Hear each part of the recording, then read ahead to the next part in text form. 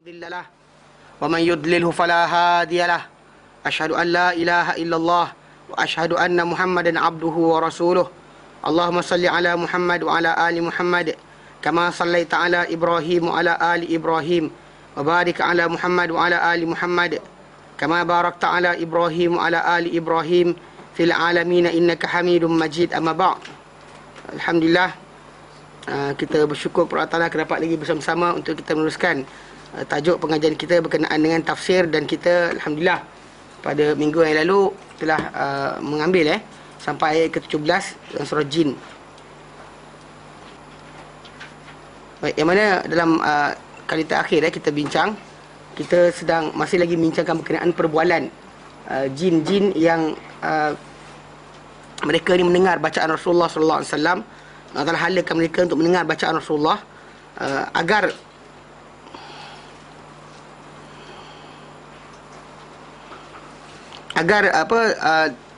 menjadi bukti kenabian Muhammad SAW sebagai rahmat sekalian alam. Dan dalam bincang kita yang lalu, kita lihat mana jin sendiri mengakui bahawa dalam diri di kalangan mereka ni ada yang soleh dan juga ada yang bukannya soleh, dan ada macam-macam perangai ada. Dan bahkan dekat situ yang timbul tajuk bila mana sahabat kita ada kedepankan hadis yang kita tak baca di sini kerana Syekh Ahmad Syakir dia tak masukkan benda itu sebagai satu rujukan. Ahmad Syakir dia tolak keluar rujukan berkenaan salah seorang ulama dengan tabi'in yang bernama A'mash.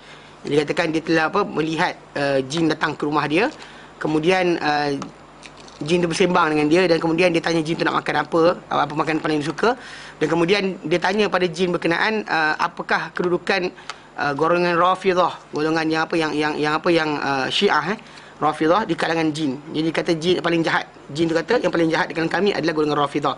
Jadi ada yang para ulama kata itu jin pun ada yang Sunni, ada yang Syi'i. Macam tu sekali.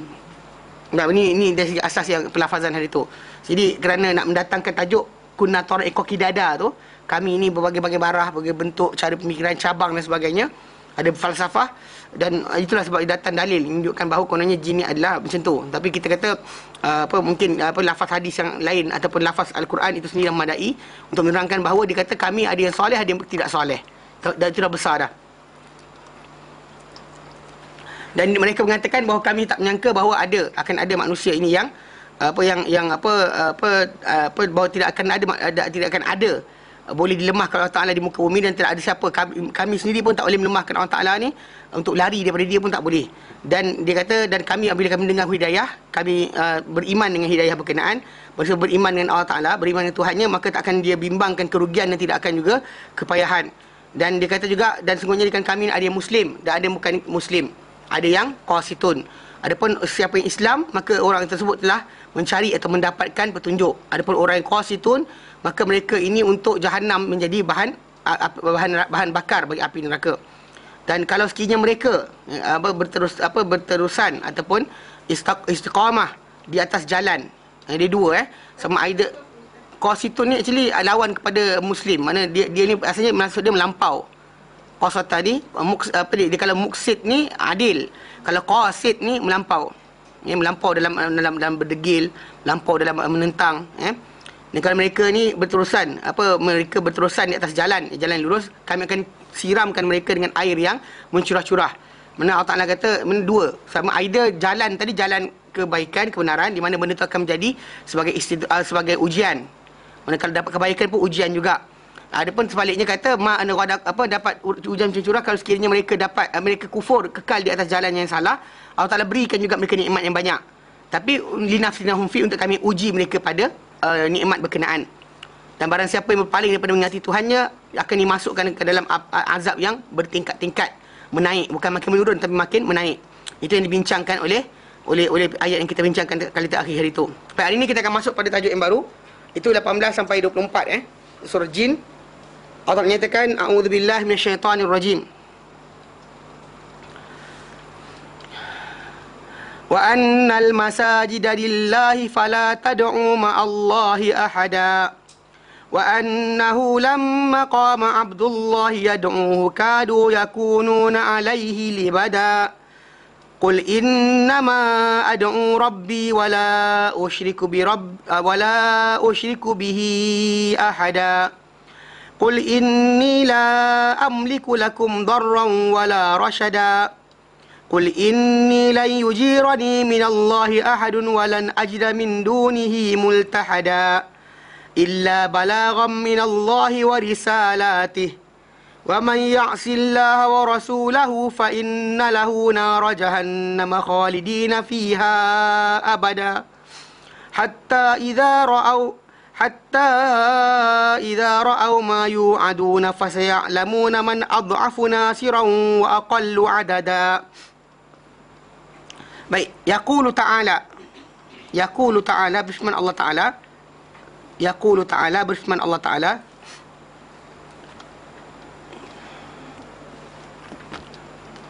amiran ibadahu, memerintahkan hamba-hambanya an yuwahhiduhu fi majali ibadatihi, memerintahkan hamba-hambanya supaya mengesakannya, menunggalkan dia dalam bidang, dalam ruang pengabdian diri kepada Allah Ta'ala. Wala yud'a ma'ahu ahadun, dan tidak diseru bersama-sama Allah Ta'ala sesiapa. Wala yusyraku bihi, dan tidak disekutukan dengannya.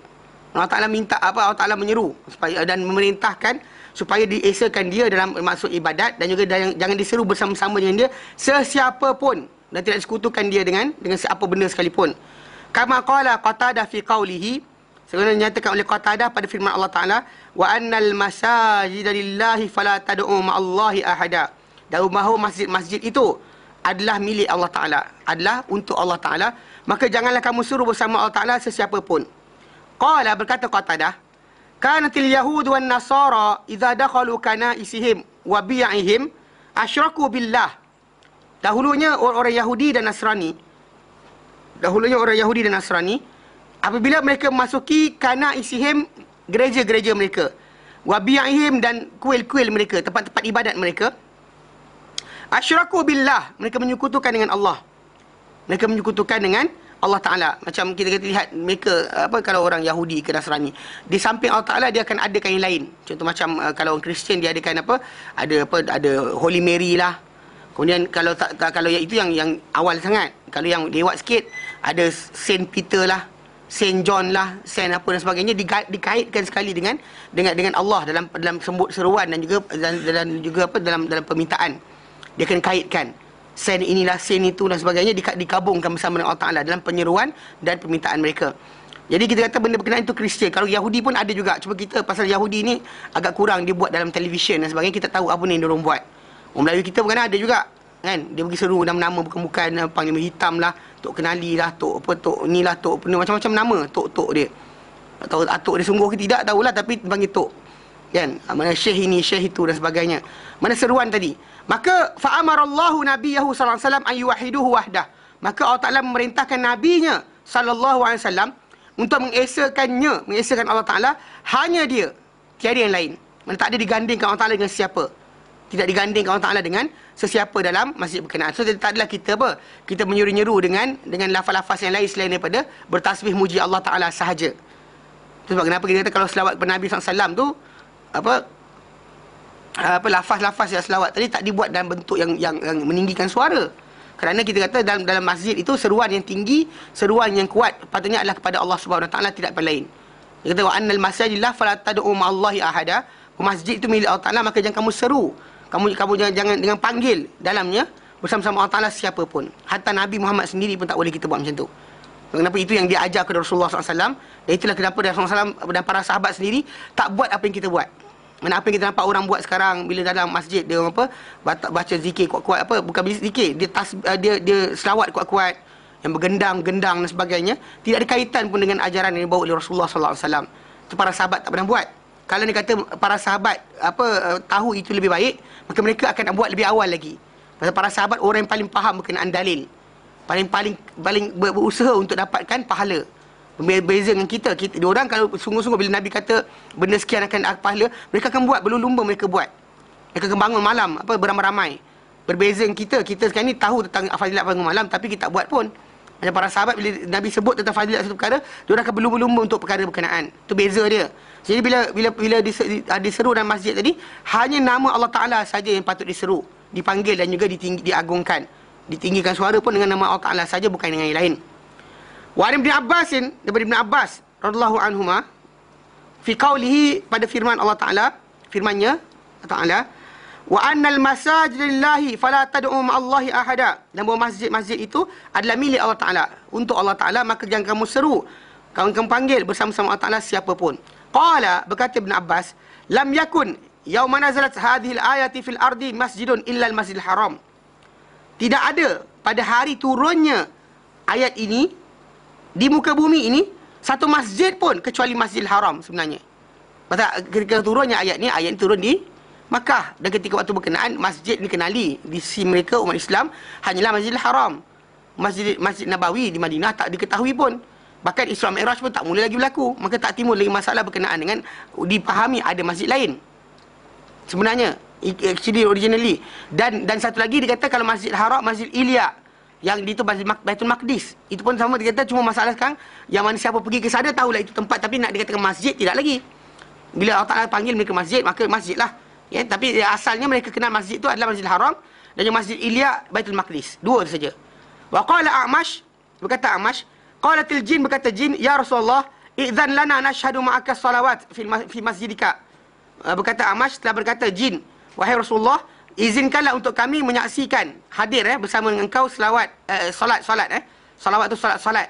Mana solat di masjid engkau, Fa anzalallahu, ya, maka berkata berturut fa anzalallahu, maka Allah turunkan ayat Quran, wa annal masajida lillahi fala tad'u ma'allahi ahada, dan bahawa masjid-masjid itu adalah milik Allah Taala, maka jangan kamu suruh bersama Taala siapa pun. Yaqulu, dia berkata, sallu la tukhalitun nas, Nabi kata pada mereka, solatlah dan kamu campur dengan manusia. Nabi berkata ni. Wa qala Ikrimah, berkata Ikrimah, nazalat fi masajidi kulliha, turun ayat ini bukan hanya pada masjid, dua masjid yang awal tu, tapi bahkan turun pada semua masjid. Okey. Wa qala Sa'id bin Jubair, berkata pada Sa'id bin Jubair, nazalat fi a'dha'is sujud. Nazalat fi a'dha'is sujud. Mana Sa'id bin Jubair berkata turun ayat ini pada anggota-anggota sujud. Ai hiya lillah, anggota sujud kamu tu adalah milik Allah Taala, fala tasjudu biha li ghairihi. Makanya kamu sujud dengan anggota sujud berkenaan melainkan kepada Allah Taala sahaja, kepada selain Allah Taala. Jangan kamu sujud kepada selain Allah Taala. Maksud dia nak masuk kat sini maksud pengertian masjid tadi. Sedangkan masjid tadi zaman Nabi hanya masjid yang ada hanya inilah satu Masjidil Haram, kalau tambah sikit pun Masjidil Aqsa. Ini dia yang difahami macam tu, Baitul Maqdis, Masjid Ilya. Tapi bila kita lihat lafaz Al-Quran tadi, masajid, maksud dia plural, bukan dua sahaja. Kenapa? Di sini timbul tajuk perbahasan para ulama, apakah maksud masuk masjid tadi. Okey, jadi Ikrimah kata turun pada semua masjid. Saya juga berkata nazalat turun ayat ni pada anggota sujud. Okey, maksudnya dia adalah milik Allah Taala, maka jangan kamu sujud dengannya kepada selain Allah Taala. Wa dzakaru 'inda hadzal qaul al-hadits sahih an Ibn Abbas, dan mereka sebut ketika perbincangan kata-kata ini hadis yang sahih daripada Ibn Abbas. Qala, berkata Ibn Abbas, qala Rasulullah SAW, telah sabda Rasulullah SAW, umirtu, aku diperintahkan, an asjuda ala sab'ati a'zumin, aku diperintahkan untuk sujud di atas 7 tulang, ala jabhati, ke atas ni dahi, itu Nabi tunjuk dengan ada wa asyara bi yadaihi ila al-anf, dan Nabi tunjuk dengan dua jari dia kepada hidung. Kemudian wal yadain, dua tangan, wa rukbatain, dua lutut, dan juga wa atrafil qadamain, dan juga hujung dua kaki. Mana digunakan mana annal masajid lillahi, maksud dia mana masjid tu, maksud adakah masjid ataupun anggota sujud. Itu pembahasan para ulama berkenaan dengan meaning ayat tadi. Tapi namun gitu kan dia kata kita ambil pada pengertian asalnya adalah masjid itu tidak boleh seru di dalamnya selain Allah Subhanahu Wa Taala. Zaman kita sekarang ni macam-macam kan, masjid tadi tempat tempat melompat ada, tempat menari pun ada, macam-macam. Ini bahaya kalau dia kata tak disekat pada benda macam ni, dia akan berterusan dan akhirnya menjadi satu adat budaya yang kita kata jadi pegangan. Mungkin anak-anak kita lihat diri kata tak apa buat, atuk dulu buat dan sebagainya. Jadi kita sepatutnya bukan macam tu. Masjid apa? Macam mana? Actually masjid ni, okay, dalam Islam ni bila sebut masjid, tempat-tempat yang dikhaskan untuk solat pada orang Islam, asalnya kita kata masjid itu tak ada tiang, tak ada dinding pun sebenarnya asalnya. Originally tak ada. Mungkin tegakkan kawasan tertentu saja. Bahkan kemudian dibina dinding, dinaikkan atap dan sebagainya. Asalnya tidak dikhususkan. Tapi bila masjid ni normally macam yang sekali pakai sekarang, tempat di mana kalau zaman kita sekarang ni kita bezakan masjid dengan musalla biasa dengan kalau didirikan Jumaat di situ, maka dipanggil masjid. Walaupun kita kata dalam tajuk ni, kita kata konsep yang berlaku memang kita kata tidak ada orang kata apa lagi berlaku solat Jumaat pun. Ketika para sahabat terima ayat ni, mana ada masjid tu didefinisikan dengan tempat ada solat Jumaat. Tapi namun begitu, masjid ni lebih dikenali dengan tempat ibadat sebenarnya. Tempat di mana orang tu sujud dan rukuk kepada Allah Ta'ala, beramai-ramai di situ. Tak ada tempat lain, tak ada aktiviti lain. Kalau ada aktiviti lain digabungkan di situ, bukan lagi masjid. Contoh macam diadakan tempat orang kata jualan dan sebagainya. Masjid ni khas untuk itu. Dan bahkan antara benda lain, contoh macam bila orang cek barang di dalam masjid tak dibenarkan. Contoh macam di dalam masjid, saya hilang barang, tolong carikan. Nabi SAW pernah isyarat pada seorang lelaki bila dia kata macam tu. Nabi kata, semoga Allah tak kembalikan barang yang kau yang hilang. Dalam masjid tak ada buat benda berkenaan. So kita kata kalau anda kata tempat solat kita yang kita kata khaskan tadi, dia kalau anda kata bercampur dengan benda lain yang selain daripada aktiviti berkenaan, maka tak dikata masjid lah. Sebenarnya originally masjid tu mana tempat Masjidil Haram tu sendiri pun panggil Masjidil Haram. Ketika tu masih berhala ada lagi. Berhala ada lagi ketika waktu berkenaan. Waktu dinafaskan sebagai masjid. Hatta bila Allah Ta'ala nafaskan sebagai masjid ketika mana Isra' Mi'raj. Kan belum lagi Islam takluk pada Mekah. Kan Allah Ta'ala kata subhanallazi asra bi 'abdihi lailan minal masjidil haram ilal masjidil aqsa allazi barakna haulah. Mana maksud dia memang Allah Ta'ala clarify dia sebagai masjid. Memang pasal-pasal dia originally dia dibuat tidak untuk benda lain kecuali untuk pengabdian diri kepada Allah Ta'ala. Originally. Tapi lepas tu orang-orang musyrikin masukkan macam-macam dalam dia. Benda tu tetap kekal dengan hukum asal. Walaupun dia katakan ada berhala, ada sekian, clarify masjid, tapi kita kata zaman sekarang ni kita kata apa saja tempat yang kita berkumpul untuk solat panggil masjid lah. Even kadang-kadang istilah masjid tadi kena dengan sejak tempat sujud kita. Dalam hadis Nabi SAW pernah datang lafaz masjid ni dengan tempat sujud.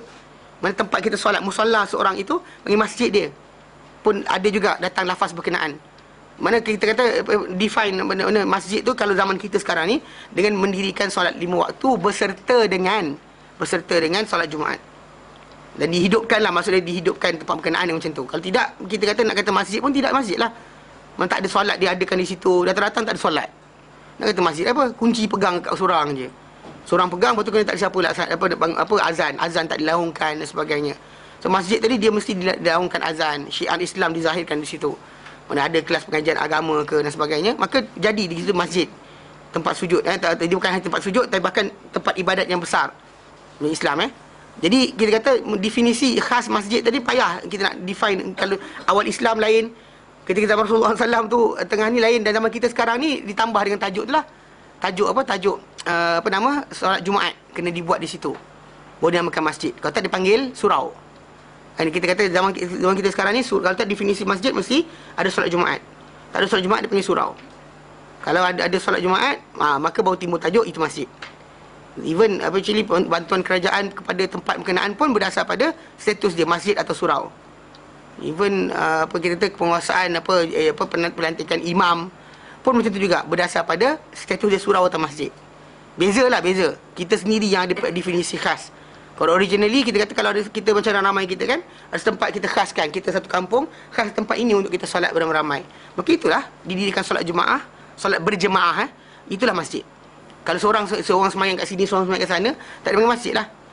Macam orang kita zaman dulu ada surau ujung kampung sana. Tak ada dia berkumpul beramai-ramai, maka tak ada panggil masjid, panggil musalla biasa je. Tapi bila tempat tu berkumpul beramai-ramai semua sekali semayang, maka dia panggil masjid. Bahkan memang zaman Nabi SAW tadi, macam kita balik pada Masjidil Haram tu, memang diorang semua sekali bila nak ibadat, semua datang situ. Even though diorang ada rumah, ada tanah, ada kawasan luas, semua datang ke situ untuk menunaikan ibadat. Untuk menunaikan ibadat. Dan ketika Rasulullah SAW berada di Madinah pun macam tu juga. Untuk berjemaah salat di Madinah, di situ. Di Kuba ada masjid khas yang lain. Kalau kita ikut perjalanan, taklah jauh mana. Mana? Tak ada. Itu bahasa diorang ada tinggal situ. Cuma Nabi hari Sabtu je Nabi akan berjalan pergi ke Masjid Quba. Nabi akan solat di situ. Tapi kita kata dari segi asasnya memang tempat yang berasing. Tengok jarak lah, jarak yang senang mudah untuk kita, itulah jarak masjid kita. Tapi masjid tadi biasanya mesti perkumpulan solat berjemaah dibuat di situ. Yang mungkin kita kata tajuk ni mungkin panjang sikit lagi, kita kata Nabi semayang macam mana sebelum Isra Mi'raj. Kan kita overstate, wallahu a'lam macam mana. Tapi yang pentingnya Nabi SAW ketika waktu berkenaan Masjid Haram tadi, walaupun tak ada solat berjemaah, walaupun tidak ada apa kita panggil apa, tidak ada khutbah ke, tak ada azan dan sebagainya, dia memang status dia asal masjid. Tempat di mana dibina Ibrahim dan Ismail alaihissalam untuk orang datang beribadat. Tapi lepas tu datang berhala letak kat situ, hilang kedudukan dia yang asal, sampai kan tak didatangi oleh orang-orang yang tak suka berhala. Tu je cerita dia. Tapi asal dia memang tempat ibadat khas untuk penyembahan hanya Allah, bukan kepada yang lain. Hanya peralatan yang lain. Faham Baik. Jadi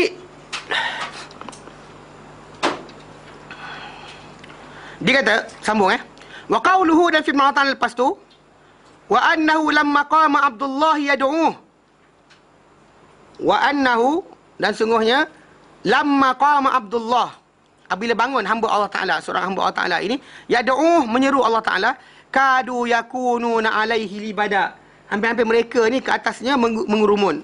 Qala Ibn Abbas, berkata Ibn Abbas, yaqulu, yaqulu lamma sami'un nabiyya sallallahu alaihi wasallam yatlul qur'ana kadu yarkabunahu min al-hirsi lima sami'uhu lamma sami'uhu yatlul qur'an. Nabi SAW berkata Ibn Abbas, apabila mereka mendengar, maksudnya Ibn Abbas dengar dari orang lain Qala Ibn Abbas yaqulu lamma sami'un nabiyya, apabila mereka mendengar Nabi SAW yatlul qur'an, Nabi membaca Al-Quran, kadu yarkabunahu, hampir mereka ni memanjat Nabi SAW. Minal hirsi, dengan sebab apa? Kesungguhan. Lamma sami'uhu yatlul Quran, apabila mereka mendengar baginda membaca Al-Quran. Danau minhu, mereka mendekat kepada baginda. Dekat sungguh-sungguh, mengurumun. Macam kalau kita zaman kita sekarang ni, tak cerita hantu, kita takut lah kan. Jin datang penuh-penuh nak dengar Quran. Kita baca Quran, jin datang ni. Nabi SAW baca Quran tu, dia mendekat pada Nabi SAW.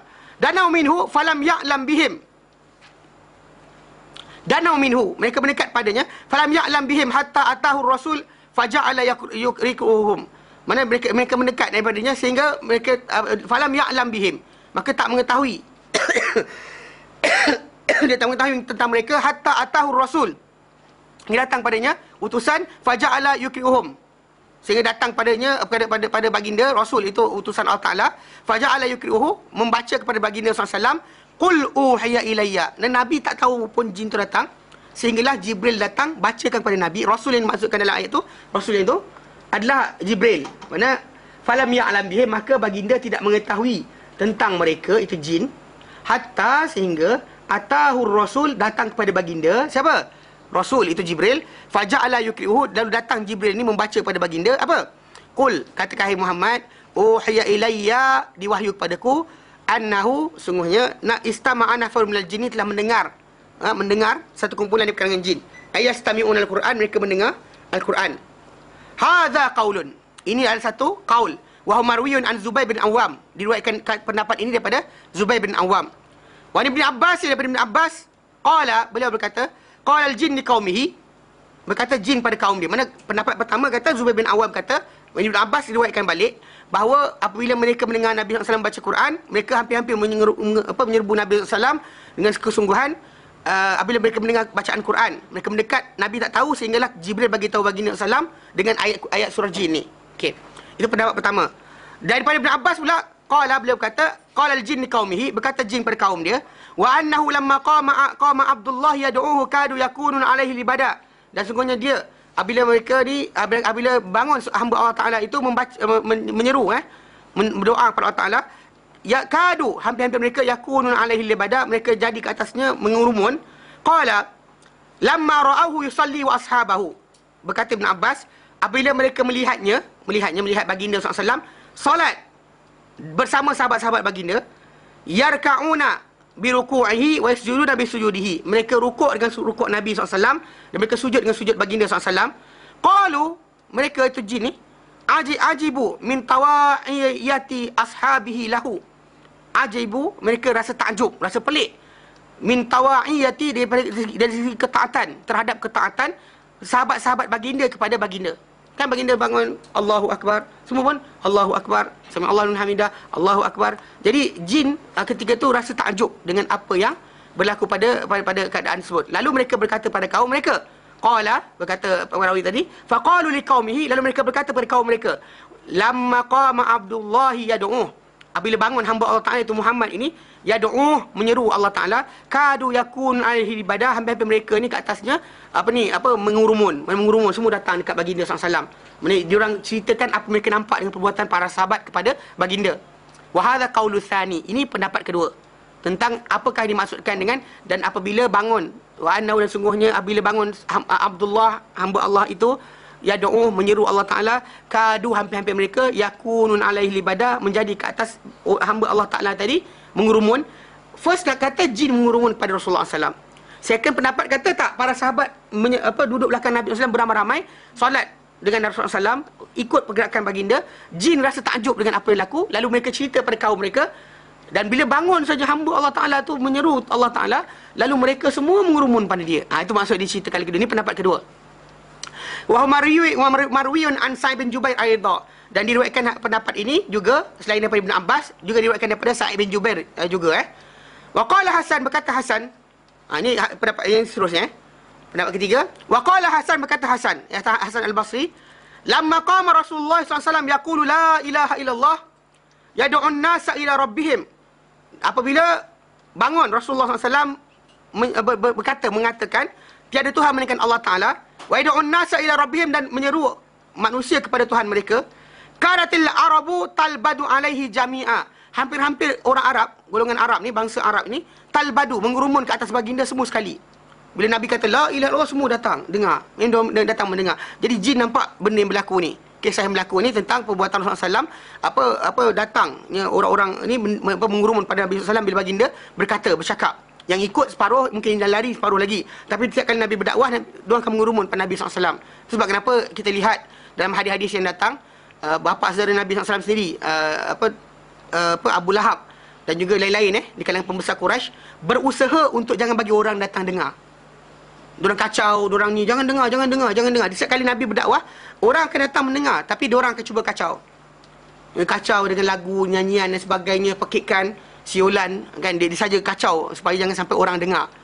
Wal ghaufi, dia kata buat lara dengan ganggu, jangan bagi orang dengar bacaan Al-Quran. Apa yang Nabi sampaikan, diorang kacau. Itu benda yang kita kata, kalau saya kata orang tak mengurumun, menunjukkan kan diorang tak perlu kacau. Tapi maksud dia bila Nabi bercakap saja, diorang akan apa?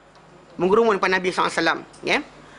Wa qala Qatadah fi qawlihi SAW, fi qawlihi ta'ala, dan berkata Qatadah pada firman-Nya Ta'ala, wa annahu lamma qama Abdullah yad'uh kadu yakununa alaihi libada, dan bahawa sesungguhnya apabila bangun hamba Allah Ta'ala menyeru Allah Ta'ala, kadu, hampir-hampir mereka menjadi ke atasnya berkurumun. Qala, berkata Qatadah, talabbadatil insu wal jinnu ala hadzal amri liyutfi'uhu. Okey, berkerumun, dia kata manusia dan jin ke atas urusan ini, urusan apa yang disampaikan oleh Muhammad SAW ni. Dia kata liyutfi'uh, untuk padamkan urusan, supaya hentikan apa yang disampaikan oleh Rasulullah SAW. Fa'aballah, maka enggan Allah Ta'ala, illa an yansurahu, melainkan untuk membantu baginda. Mana tidak ada Allah Ta'ala berikan peluang kecuali nak bantu baginda. Wa yumdihi wa yuzhiruhu ala man nawa'ahu. Okay? Dan juga menjalankan urusan ini dan memenangkannya ke atas sesiapa yang menentangnya. Sesiapa yang menolak ajaran ini, maka Allah Ta'ala akan menangkan juga dia ke atas apa benda, sesiapa saja menolaknya. Jadi Allah Ta'ala terus, walaupun manusia dan jin berkumpul untuk sama-sama menolak ajaran Islam ini, tapi Allah Ta'ala tetap memperjalankan dia juga. Wahada qaulu thalith, dan ini adalah pendapat ketiga. Maksud dia, mereka berkerumun pada Nabi SAW untuk menyekat daripada Nabi SAW menyampaikan agama itu kepada orang lain. Masuk jin dan manusia dua-dua sekali. Hada qaulu thalith, ini pendapat yang ketiga. Wa marwiyun an Ibn Abbas, dan ini diriwayatkan daripada Ibn Abbas, wa Mujahid wa Sa'id bin Jubair, wa qaulu Ibnu Zaid wa ikhtiyaru Ibnu Jarir, dan ini pilihan Ibnu Jarir. Wa huwa azhar di qaulihi, dan itu adalah, dan ia pendapat ketiga ni adalah paling nyata di qaulihi, kerana firman Allah Ta'ala selepas itu, qala, Allah Ta'ala nyatakan, innama ad'u rabbi wala usyiku bihi ahada. Mana dikatakan kat situ Allah Taala nyatakan qala qiraat jumhur, qiraat jumhur. Kalau dalam qiraat yang kita baca qul innama ad'u rabbi kan, dalam qiraat yang lain datang qala innama qala innama ad'u rabbi wala usyiku bihi ahada. Qiraat yang kita baca qul innama ad'u rabbi, maksud dia bila cerita tu datang dia kata dan sungguhnya apabila bangun hamba Allah ini menyeru Allah Taala, lalu mereka semua sekali ini mengurumun pada dia, dan lepas tu Allah kata surah ajar Rasulullah SAW supaya dan dia ataupun dia berkata ataupun Nabi disuruh berkata innama ad'u rabbi wala usyriku bihi ahada, aku hanyalah menyeru Tuhanku dan aku tidak menyekutukan dengannya sesiapa pun. Menunjukkan bahawa dia orang mengurumun pada dia, apa disampaikan, apa yang dipertahankan diri dia dengannya adalah dikata aku hanya seru Allah Taala, tidak seru pada yang lain. Itu maksud dia.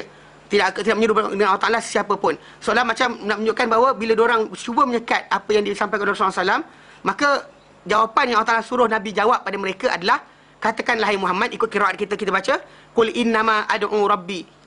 Itu yang di kita. Tapi dalam qiraat yang lain datang dengan qala innama ad'u rabbi.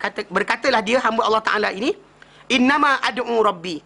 Orang mengurumun pada dia pun berkata aku hanyalah menyeru Tuhanku wala usyriku bihi ahada, aku tak menyekutukan dengannya sesiapa pun.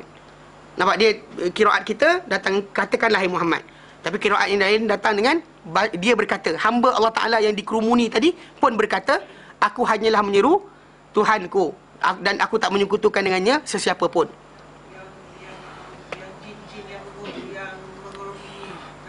Okay, the first pendapat kata bila Nabi baca Quran, jin datang berkerumun sampai Nabi tak tahu mereka setelah Jibril cerita pada Nabi. The second one kata yang bila Nabi SAW solat, maka para sahabat ikut mengerumun pada Nabi SAW.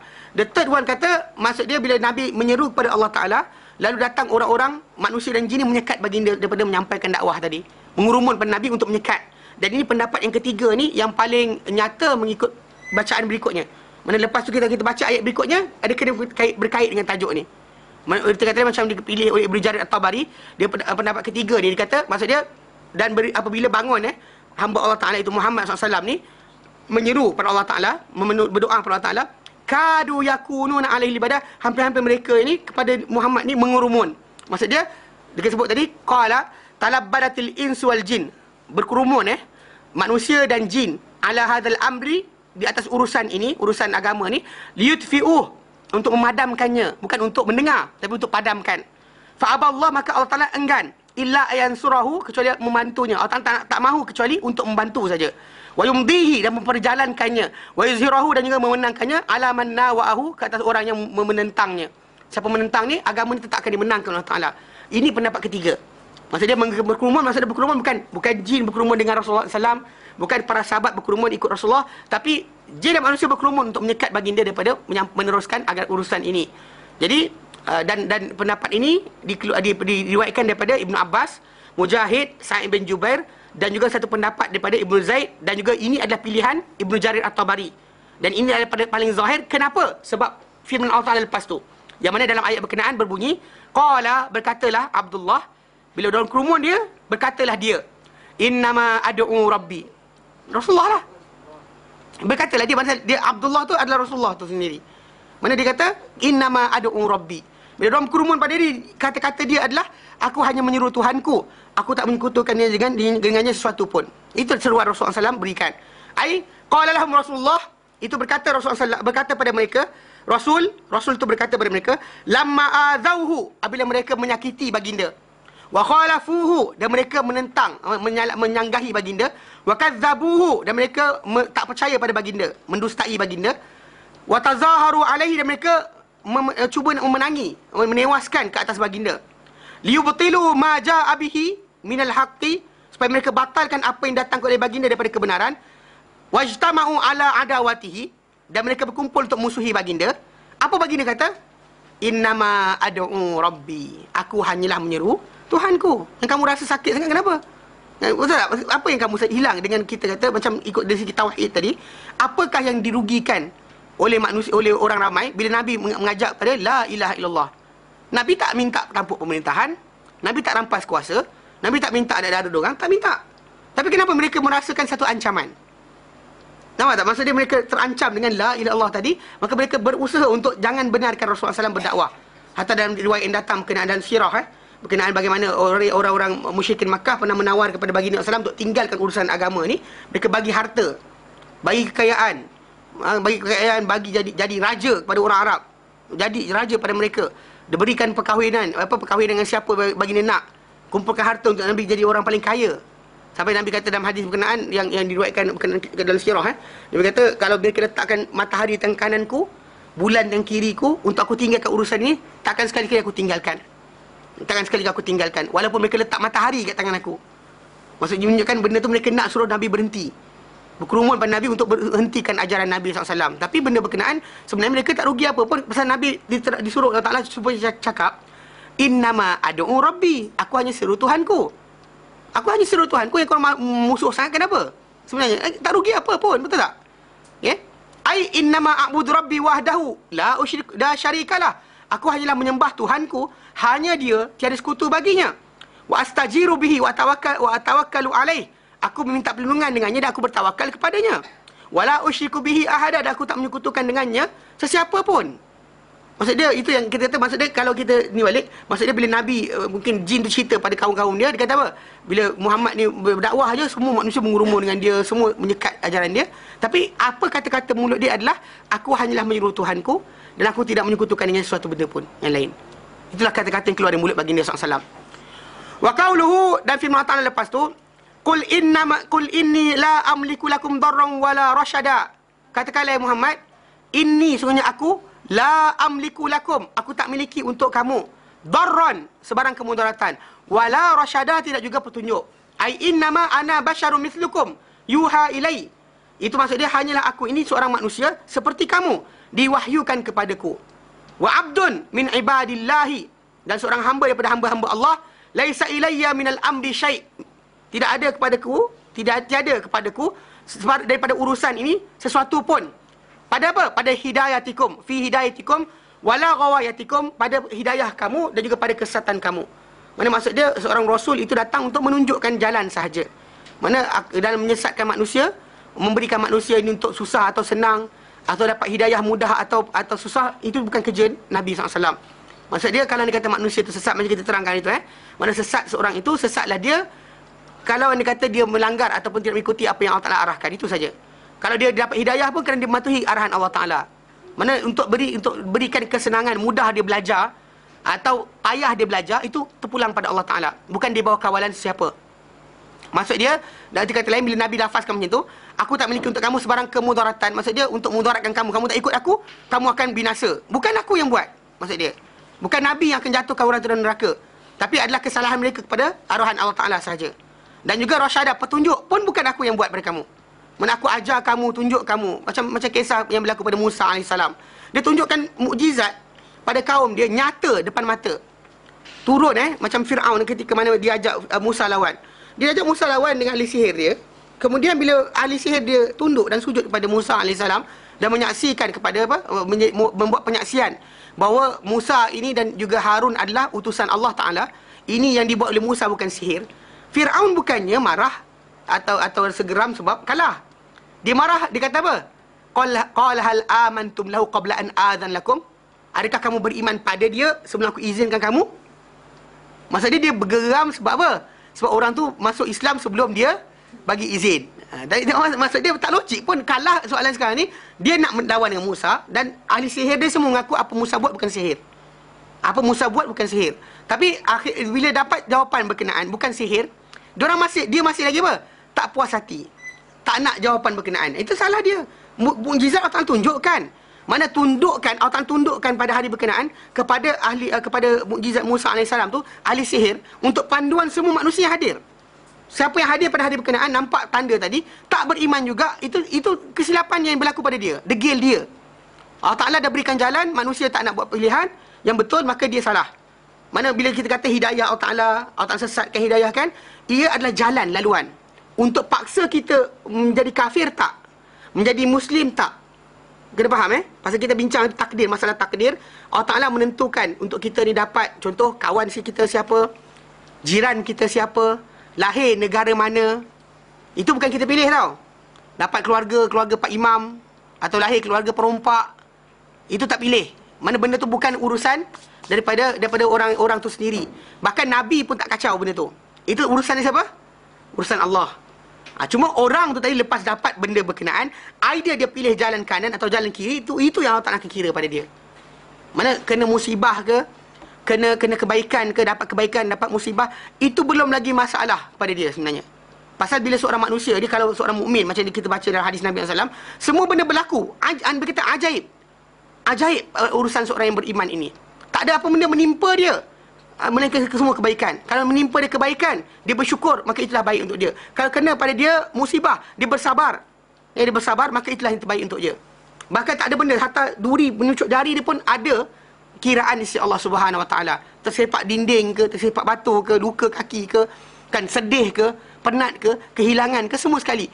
Tapi syarat dia apa? Redha. Dia redha saja, benda tu akan jadi pahala. Dia tak redha, benda akan jadi apa? Akan jadi bala. Maksudnya baik atau buruk dia dapat tak menjadi masalah lagi. Cuma masalah choices dia buat untuk bila kena benda berkenaan, dia terima ke dia menyampah, atau dia whining, dia mengeluh. Macam mana, apa tindakan dia?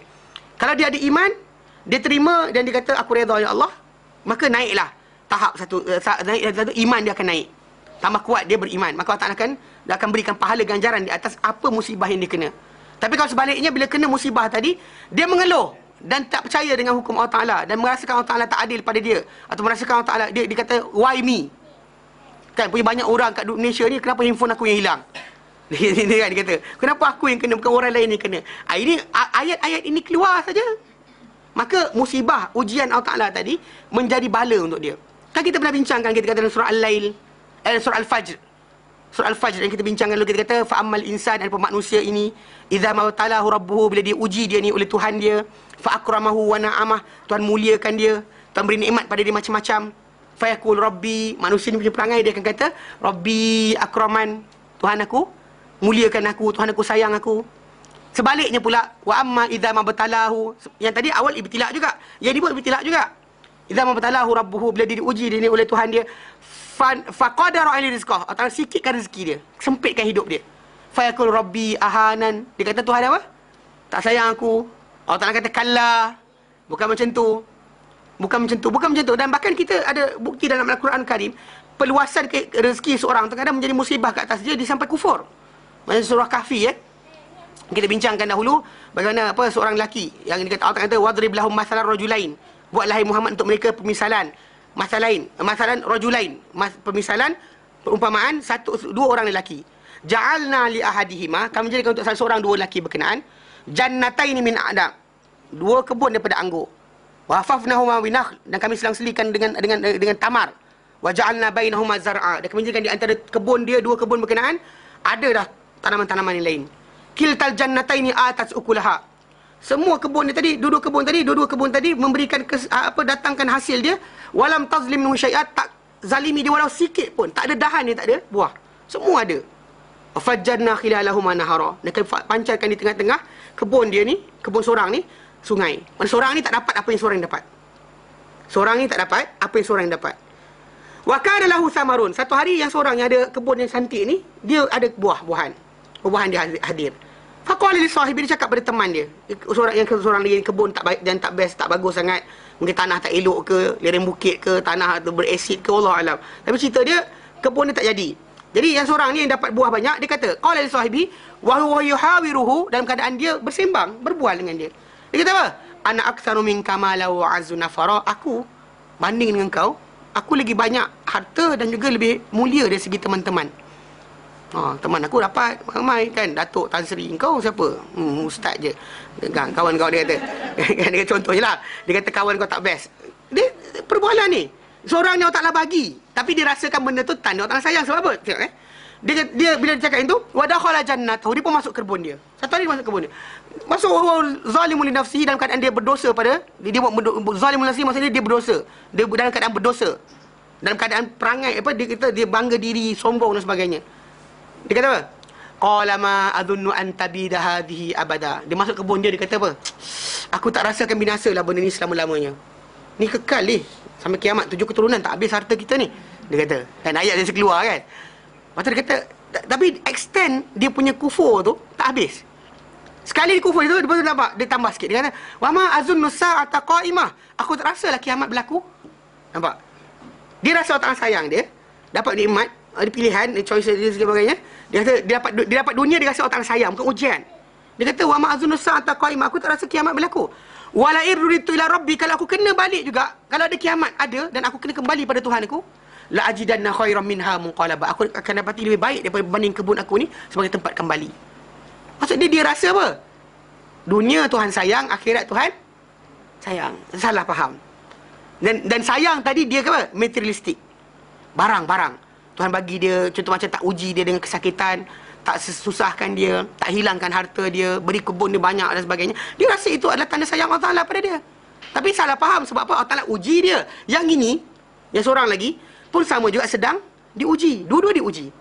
So dari segi asal diberikan kita ni kurniaan banyak, bukan maksud Allah Ta'ala sayang.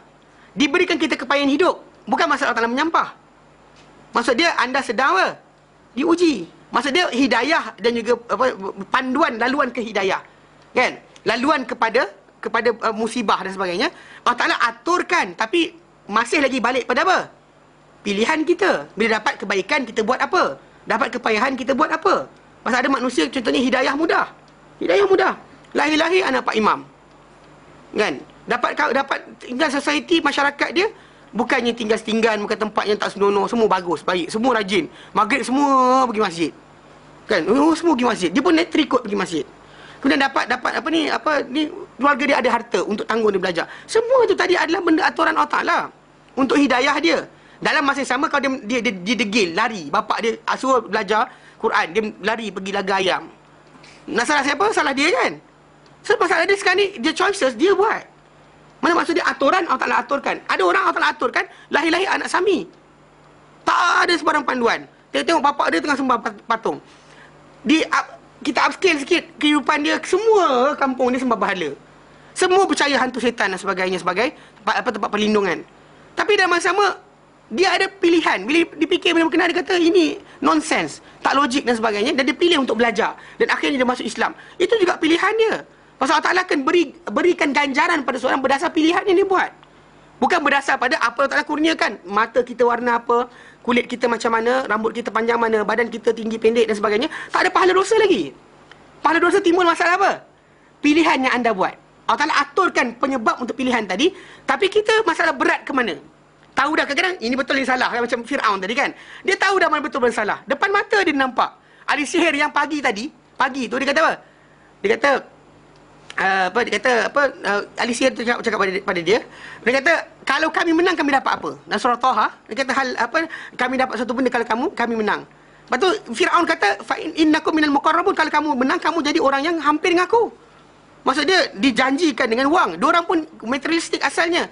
Tiba-tiba bila Fir'aun campak saja, bila Musa campak saja tongkat dia, dan tongkat Musa telan ular dan tali mereka buat jadi ular, tongkat dan tali mereka buat jadi ular, tiba-tiba semua sujud. Tak ada seorang kat kepala. Jadi Fir'aun ketika tu bukti dah ada tak? Ada. Ahli sihir dan dia berupah ni semua materialistik. Semua datang nak cari duit. Tapi tiba-tiba bila nampak mukjizat Musa AS, tak ada seorang pun melawan lepas tu. Soalannya kenapa? Takkan kita kata dari segi logiknya dia tahu dia ada pilihan, either go right or left. Tapi dia berkeras untuk pergi ke kiri. Tak nak percaya, nak lawan juga Musa. Dan itu pilihan dia. Allah Ta'ala buka, yes, Allah Ta'ala buka. Buka untuk dia panduan. Macam kita sekarang ni, macam kita harian kita. Bila kita bincangkan berkenaan masalah, kita kata riba ni haram, Islam haramkan riba. Lepas kita dapat lihat, di perbincangan ni keluar zaman sekarang ni menyatakan bahawa riba, sistem riba ni adalah merosakkan ekonomi, menjahanamkan negara akan jahanam dengan sistem riba. Jadi bila benda tu keluar menunjukkan apa yang diajar Rasulullah SAW betul. Berkenaan dengan semua sekali, Islam ni prevent penyakit yang penyakit kelamin dan sebagainya. Dengan cara masalah haramkan benda-benda haram, haramkan zina, haramkan liwat. Mana bukan benarkan supaya kondom. Faham tak konsep dari segi Islam ni, mana apa Islam ajar tu is the best. Sekarang ni apa kajian kita buat menunjukkan. Jadi pilihan kita sekarang ni, bagi siapa yang mimpin ke, siapa yang mengajar ke, siapa yang ada kuasa di tangan dia, sekarang ni pilihan di tangan dia, dia tahu dah benda betul salah. Nak pilih mana satu? Di sini tajuk dia, pilihan dia tu yang tak akan kira. right orang. Allah Ta'ala akan hadirkan untuk dia suasana, masa, tempat, orang, waktu, environment dan sebagainya. Dan dia pilihan ke mana dia pergi, di situlah Allah Ta'ala akan apa? Malaikat akan tick right orang, dan di situlah pahala dosa dia. Faham? Jadi Nabi dalam ayat tadi kita kata, Allah Ta'ala kata kepada Nabi SAW supaya kata, inni la amliku lakum darran wala rasyada, aku tak miliki untuk kamu untuk kemudaratan dan tidak juga untuk apa? Hidayah. Maksud dia, laisa ilayya minal amri syai', bukan kepadaku urusan suatu benda pun. Fil hidayatikum, dalam menghidayah pada kamu, wala wawaitikum, dan tidak juga menyesatkan kamu. Dan kalau ikut Nabi SAW, nak, kalau boleh semua orang dia nak masuk Islam. Dia nak. Tapi untuk urusan berkenaan, dia cuma datangkan apa? Panduan, petunjuk. Tapi orang tadi nak patuh ke tidak, itu bukan kerja dia. Ya? Bukan kerja dia. Bal al marja'u, bahkan tempat kembali fi dzalika kullihi, pada itu, pada masalah hidayah, manfaat dan sebagainya, semuanya ilallah azza wa jalla, kepada Allah azza wa jalla. Pasal Allah Ta'ala saja yang boleh menyebabkan seorang itu pergi ke mana arah dia. Tapi orang tersebut bukannya Allah Ta'ala paksa, tapi Allah Ta'ala berikan apa?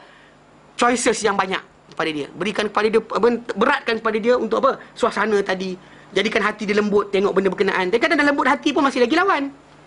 Yang jawab pasal Nabi SAW kan. Dia dah diberikan semua bukti. Tak ada salahnya dah. Tapi last kali dia apa? Malu je. Malu untuk dikatakan meninggalkan agama datuk nenek dia. So, dia tak lafazkan la ilaha illallah. Nabi minta dengan dia satu perkataan aja. Kalimah itu saja Nabi mintakan. La ilaha illallah. Tapi dia tak dapat berikan. Kerana apa? Kerana setiap kali toleh pada kaum dia, kan, Abu Jahal dan sebagainya, dia kata, adakah kau nak tinggal kata agama atau nenek engkau? Dan in the end dilafazkan, aku di atas agama atau nenekku. Kerana malu. Malu tadi menyebabkan lebih besar daripada apa? Kebenaran ini telah faham. So, masalah lah. So, kita boleh, Allah Ta'ala berikan semua panduan, arahan, tapi untuk patuh atau tidak, itu tidak Allah Ta'ala paksa. Thumma akhbara an nafsihi aidha annahu la yujiruhu minallahi ahada. Kemudian dia memberitahu dia memberitahu an nafsihi aidha, dia memberitahu tentang diri dia sendiri, annahu la yujiruhu minallahi ahada, bahawa dia tak boleh melindungi, tidak boleh melindungi dia daripada Allah Ta'ala siapa pun. Kalau dia pun sendiri tak boleh dilindungi oleh sesiapa pun daripada Allah Ta'ala. Maksud dia, lau asaituhu fa innahu la yaqdiru ahadun ala inqadhi min azabihi. Kalau aku ingkari Allah Ta'ala, maka nescaya tidak akan berkuasa atau mampu sesiapa pun, ahadun siapa, ala inqadhi, untuk melepaskan aku, membebaskan aku, min azabihi, daripada azab Allah. Walan ajda min dunihi multahada, dan aku takkan dapati selain Allah Ta'ala sebagai tempat pergantungan, tempat lari. Qala Mujahid, berkata Mujahid, wa Qatadah wa Suddi, la malja'a, tiada tempat lari, tiada tempat menyelamatkan diri. Wa qala Qatadah, berkata Qatadah juga, la nasira wa la malja'a, tidak ada pembantu dan juga tidak ada tempat lari.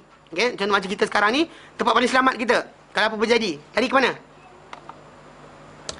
Ni sekarang ni kalau berjadi apa benda, nak lari ke mana? 5 saat dari sekarang. Police station. Itu biasalah, betul. Actually benda tu yang kita kata polis ada senapang, ada senjata. Itu orang kata main orang kata apa, cara untuk seorang tu selamatkan diri. Nabi SAW menyatakan, kalau baginda sendiri yang ingkari Allah Ta'ala, tak ada siapa boleh lindungi baginda daripada Allah Subhanahu Wa Ta'ala. Kan dia kata, Qul inni la amliku lakum darran wa la syara, Qul inni la yujirani minallahi ahadan. Katakan Muhammad, sungguhnya aku tiada siapa-siapa, tidak sekali-kali boleh melindungi aku daripada Allah Ta'ala, sesiapa pun boleh melindungi aku, tak boleh. Walan ajida min dunihi multahada, dan aku tak dapati selain daripadanya sebagai tempat lari, tempat menyelamatkan diri. Tak ada. Nabi terangkan kepada mereka bahawa Nabi sendiri pun tak ada tempat lari melainkan kepada Allah Ta'ala. Itu maksud dia. Wa fi riwayatin, dari riwayat lain, la waliya wala mau'ila, tidak ada pelindung dan tidak ada tempat untuk mendapatkan pelindungan. Mau'il Wa qauluhu ta'ala, firman Allah Ta'ala lepas tu, illa balaghan minallahi wa risalatih, melainkan penyampaian dan Allah Ta'ala juga risalah-risalahnya. Maksud dia, ini berkata sebagai mereka, ini diistisnakan daripada firman Allah Ta'ala tadi, la amliku lakum darran wala rasyada, aku tak memiliki untuk kamu kemudaratan dan tidak juga petunjuk, melainkan apa? Penyampaian dari Allah dan juga apa? Perutusan, utusan-utusan, ini risalah-risalahnya saja. Aku boleh sampai kamu pada risalah dia dan juga perutusan penyampaian saja. Okey? Illa balaghan, Ai yuhtamal an yakuna istisna min qawlihi lan yujirani minallahi ahadan. Boleh juga disebut kat situ, bukan balik pada yang the first one, tapi balik pada second one. Itu maksud dia, dianggarkan juga an yakunal istisna, bahawa pengecualian adalah min qawlihi ta'ala, tidak menyelamatkan aku daripada Allah Ta'ala sesuatu pun. Ai la yujirani minhu wa yukhlisuni, dan melepaskan aku, illa, melainkan iblaghi risalah, penyampaian aku pada risalah tadi. Bila aku dah buat kerja ni, aku dah terlepas. Mana perbuatan aku menyampaikan tadi melepaskan aku daripada dipersoalkan, maksud dia. Kalau tidak, aku kena soal juga. Okay, itu maksud yang dimaksudkan. Allati aujaba adauha alayya, yang dia wajibkan penyampaiannya ke atasku. Mana Allah wajibkan aku sampaikan, itulah dia. Dan bahkan dalam tajuk inilah kita kata, bila seorang Rasul dipilih oleh Allah Ta'ala, dia diberikan tanggungjawab, dan tanggungjawab tadi dijalankan. Dia bukannya, dan Islam ni bila orang tu diberi kelebihan, bukan kelebihan tadi sebagai satu keistimewaan semata-mata. Memang Rasul dipilih. Rasul diberikan kepada mereka risalah. Tapi dengan datang risalah tadi, kalau mereka tak sampaikan, mereka akan dihukum. Itu kena faham. Bukan main suka hati. Kalau nak sampai, tak sampai, itu suka hati. Tak ada. Dia kena sampaikan, wajib. Bahkan dalam ayat ini, kalau ikut pendapat yang kedua, betul. Maksud dia, aku tak boleh selamatkan aku daripada Allah Ta'ala, apa-apa, sesiapa, kecuali, apa yang menyelamatkan aku? Penyampaian aku kepada risalah yang Allah Ta'ala wajibkan aku sampaikan. Then only aku selamat. Bila aku tunaikan apa tugasan dia bagi, dan aku selamat. Dan dalam Islam, bila kita kata kelebihan diberikan, dia adalah tanggungjawab. Macam seorang lelaki kan, ke atas wanita. Dia bila diberikan apa kelebihan, contoh macam lelaki atas wanita ni, maksud dia dalam pelaksanaan kepimpinan dan sebagainya, atau dalam warisan harta diberikan lebih lelaki. Maksud dia bukan kerana okey, mana lelaki tak pilih jadi lelaki, betul? Kan kita lahir jadi lelaki ni, pilih ke? Tak pilih kan? Tahu-tahu lahir lelaki. Yang perempuan pilih ke jadi perempuan? Tak pilih juga. Okey. Sekarang ni bila Allah Ta'ala berikan lelaki ni lebih daripada wanita, dia sebenarnya datang dengan tanggungjawab. Antaranya sembahyang berjemaah, kena ada. Perempuan tak kena. Kan di samping kelebihan tadi kan, maksud dia ada apa? Tugasan.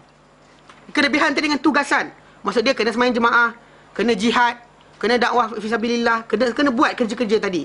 Bukannya amar ma'ruf nahi munkar sebagainya. Untuk wanita tak ada benda berkenaan. Obligation tadi tak wujud untuk mereka. Pasal dikurangkan mereka, diletakkan mereka ni tidak setaraf dengan lelaki, maka tugasan mereka kecil.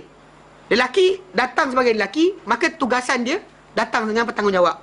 So tak buat kerja-kerja tadi, maka dia bersalah. Tak memimpin keluarga, dia salah. Okay? Tak mengajarkan keluarga dia salah. Tak lindungi keluarga daripada api neraka, dia salah. Yeah? Adapun seorang wanita, dia tak dapat apa-apa, dia tak dipersoalkan benda tersebut. Memang kita kata dari segi masalah apa, masalah pendidikan anak, dua-dua sekali dipersoalkan. Tapi the first one yang disoal adalah bapa, bukannya mak. Tanggungan keluarga, tak bagi makan anak ke dan sebagainya, lelaki ditanya, perempuan tanya. Kalau isteri kaya sekalipun, Islam takkan tanya. Isteri tu kaya, saya tak bagi duit sikit pada suami, takkan ditanya. Tapi lelaki tak bagi makan isteri dia, tak bagi makan anak dia, tak tanggung keluarga dia, dia salah, dosa. Mana maksud dia dalam Islam ni, maksud pilihan jadi lelaki tadi tak pilih. Dapat jadi lelaki, maka tanggungan ada. Faham tak? Macam Rasul tadi pun dia bukan pilih, dia pilih oleh Allah Ta'ala. Bukan dia pergi buat effort dia panjat gunung, masuk dalam telaga ke, betapa ke, bukan itu kan effort dia. Allah Ta'ala pilih dia daripada awal lagi. Pilihan Allah Ta'ala untuk dia sebagai Rasul, maksud dia kena buat kerja, bukannya jadi macam special, tau. Zaman kita sekarang ni orang suka jadi wali, tau. Nak jadi wali, tapi nak special dia, kerja tak nak. Kerja tak ada buat pun kadang-kadang. Tak ada kerja menyampaikan Islam pun. Kerja buat apa kadang-kadang, kalau ada majlis-majlis besar buat maulid, itu ada di sono. Tapi dari segi masalah menyampaikan agama, tidak sekali-kali. Duduk diam aja. Hari zikir tu, hari maulid tu pasanglah lampu disco. Ya halana, ya hanana. Orang pun lompat-lompat, ya hanana seronok dia tu. La ilaha illallah wa la syarika lah. Mana salah lah. Kalau mereka tu ulama, tugasan mereka adalah tugasan apa yang dibuat Imam Syafi'i, Imam Bukhari, Imam Ahmad. Kalau mereka ulama, mereka kena buat kerja ni. Kalau mereka bukan ulama, mereka kerja apa? Soalan. Ajak orang berzikir je. Mana sekarang ni tugasan yang dibuat oleh para imam mazhab ataupun imam ilmu hadis, imam ilmu tafsir. Mereka ni buat kerja apa? Menyampaikan agama ni sebagai tugasan apa? Meneruskan urusan apa? Rasulullah SAW. Kalau dia kata diorang ni yang kita jumpa kadang pakai serban, pakai ni, kalau diorang ulama, kenapa tak buat kerja ni? Soalan. Kenapa diorang tak buat kerja ni? Menunjukkan mereka bukan tergolong dari golongan berkenaan, bukan pewaris Nabi sebenarnya. Tapi orang kita je lah nak shortcut. Dengar kata kalau hadir sekali majlis tu nanti dapat syafaat. Ambil. Kerja yang lain tak buat. Kan bangun semai malam tidak. Kan puasa sunat jarang-jarang kan.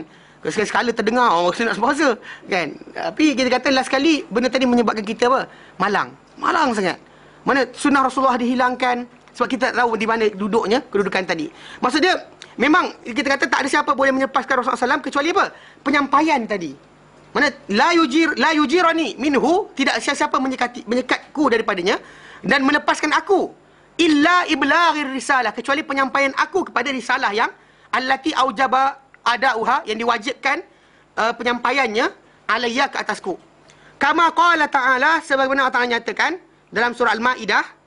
Allah Ta'ala nyatakan dalam surah Al-Maidah ayat 67.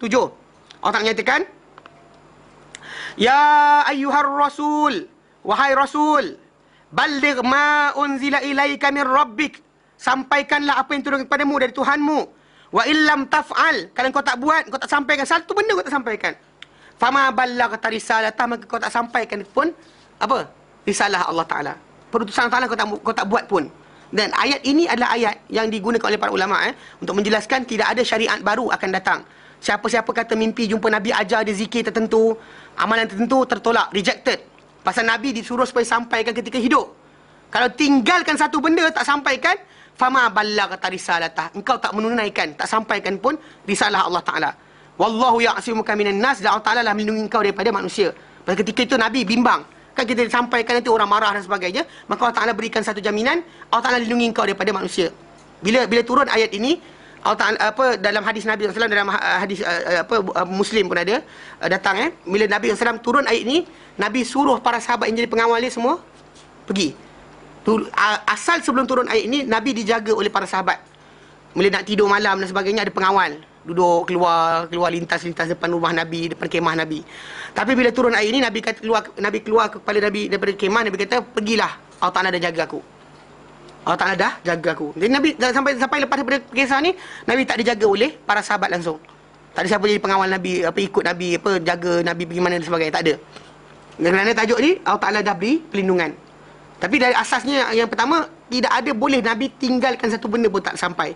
Tinggal satu benda, maka dia telah tidak sampaikan urusan atau risalah Allah Ta'ala. Jelas? Wa qawluhu, dan firman Allah Ta'ala lepas tu, wa man ya'sillah wa rasulahu, dan sesiapa yang mengingkari atau menderhakai Allah dan Rasulnya, fa inna lahu nara jahannama khalidina fiha abada, maka sungguhnya untuk dia neraka Jahannam yang kekal mereka di dalamnya abada, selama-lamanya. Ai innama uballighukum risalatillah, innama uballighukum risalatillah, aku hanya menyampaikan kepada kamu risalah Allah. Faman ya'si ba'da dzalika, sesiapa yang menderhaka, ingkar ba'da dzalika, setelah itu, falahu jazaa'un ala dzalika, maka untuk dia ada balasan untuk itu. Maka untuk dia ada balasan untuk itu. Apa dia? Nar jahannam, neraka Jahannam, khalidin, dalam keadaan kekal, fiha, dalamnya, abada, selama-lamanya. La mahida lahum anha, tidak ada yang mengalihkan untuk mereka daripadanya. Wala khuruja lahum minha, dan tiada keluar untuk mereka daripadanya. Tak ada keluar, tak ada pengalih. Alihkan ke divert ke tempat lain, tak ada. Tak ada pengalihan, dan tidak ada juga keluar untuk mereka daripadanya. Wa qawluhu, dan firman Allah lepas tu, hatta idza ra'au ma yu'aduna fasaya'lamuna man adha'afu nasiran wa aqallu adada, sehinggalah apabila mereka melihat apa yang dijanjikan, maka mereka akan tahu siapakah orang yang lebih lemah pembantu, dan juga siapakah yang lebih kecil bilangannya. Ai hatta idza ra'aha ula'il musyrikun, itu maksud dia sehinggalah apabila melihat, sehinggalah ini apa yang berlaku sekarang ni berkekalan, tapi nantikanlah apabila nanti melihat haula'il musyrikun, golongan musyrik ni, orang-orang musyrik ini, minal jinni, di kalangan jin dan juga manusia, ma yu'aduna yaumal qiyamati, apa dijanjikan untuk mereka pada hari kiamat, fasaya'lamun, mereka akan tahu, yauma idzin, pada hari berkenaan, man adhafu nasiran wa aqallu adada, siapakah orang yang paling lemah pembantu dia dan siapakah lebih kecil bilangan. Di dalam kehidupan kita sekarang ni, kadang-kadang kita naklah, memang betul kita seronok bila kita ada orang yang bersama kita dalam apa yang kerja yang kita buat tadi, orang ni kaki pukul ada seorang kan, ini pembantu kita dari muscle ni, dari segi untuk kewangan orang ni sekian, kita seronok macam tu. Tapi dalam Islam kadang-kadang benda tadi tidak menjadi syarat. Bahkan Rasulullah SAW dahulu, pengikut baginda adalah golongan orang-orang, semua golongan lapisan masyarakat. Ada miskin, ada kaya, ada hamba, ada orang merdeka, ada lelaki, ada perempuan, ada kanak-kanak, semua sekali. Dia tak ada limited kepada satu golongan sahaja. Itu sebab kenapa kalau kita dengar ada kumpulan-kumpulan kat dunia ni yang sibuk dengan profesional saja. Kita profesional je kita ambil. Tak profesional jangan ambil. Dia kata pasal payah nak ajar, tak profesional tak bijak, dia kata. Yang profesional ni bijak, kita ambil profesional je. Ikut kumpulan kita. Pun salah. Ya, kalau dia kata orang tu dia cari orang yang berduit saja pun salah. Kan kumpulan kita nakkan duit supaya kita berdakwah ni pun salah. Pasal tanpa duit pun Allah Ta'ala akan jalankan benda berkenaan. Cuma masalah dia melalui siapa yang menggerakkan hati manusia tadi untuk berdirikan apa sebarang sumbangan tu adalah Allah Ta'ala. Kita boleh berikan ayat Quran berbaris-baris untuk suruh dia berinfakkan harta, tapi yang menggerakkan hati dia untuk satu hari dia keluarkan duit dia untuk infak adalah Allah Ta'ala. Untuk berjalan ke tidak dan sebagainya, berjaya ke tidak pun sama. Kadang-kadang ada orang tu nakkan kejayaan, tapi dia lupa sebenarnya masalah berjaya atau tidak Allah Ta'ala tak soal. Soalan sekarang ni buat kerja dulu. Maksudnya dalam kehidupan dia kadang-kadang macam bila para sahabat ketika di Mekah dahulu, ayat turun di Mekah, mereka tengok Rasulullah SAW kan kena tekan teruk. Kat mana masa dia yang dibunuh pun ada, yang lari ke Habasyah pun ada. Dari segi asasnya mereka bukannya sedang di bawah perlindungan Allah Ta'ala, kena cocok macam tu. Kan dicuit dari sini, dicuit dari sini, dicuit dari sini, ditekan dari sebagai arah. Kalau orang yang tak faham berkenaan dengan hakikat dunia ni, nescaya dia akan pening kepala. So dia kata kita ni dibantu oleh Allah Ta'ala, asal tak menang? Betul tak? Pernah dengar ayat ni? Kita kalau tak ada bantu, asal tak menang?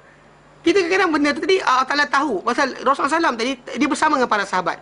Zaman kita ni mungkin Rasulullah tidak ada, maka kita mungkin datang ke alasan. Selagi mana kita tak menepati dengan dengan ciri-ciri kemenangan, maka Allah tak beri kita menang. Ayat tu keluar kan?